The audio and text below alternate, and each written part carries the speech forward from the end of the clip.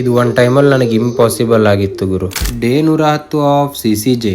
ನಾನು ಯಾಕೆ ಗೊತ್ತಾ ನಿಮಗೆ ಪ್ರೋಗ್ರೆಸ್ ಓವರ್ ಪರ್ಫೆಕ್ಷನ್ ನ ಚೂಸ್ ಮಾಡಿ ಅಂತ ಹೇಳೋದು?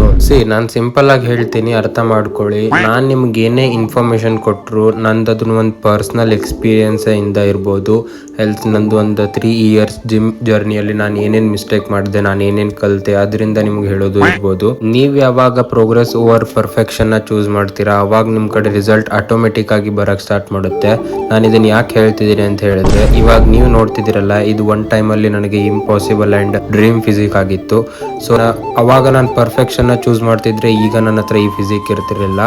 ಸೊ ಅದಕ್ಕೆ ನೀವು ನಿಮ್ ಲೈಫ್ ಅಲ್ಲಿ ಪ್ರೋಗ್ರೆಸ್ ನ ಚೂಸ್ ಮಾಡಿ, ಪರ್ಫೆಕ್ಷನ್ ಅನ್ನೋದು ಆಟೋಮೆಟಿಕ್ ಆಗಿ ಬರುತ್ತೆ.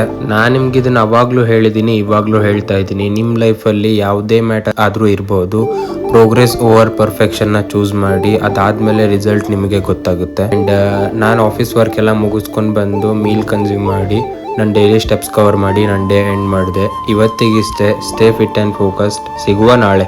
ಟಾಟಾ.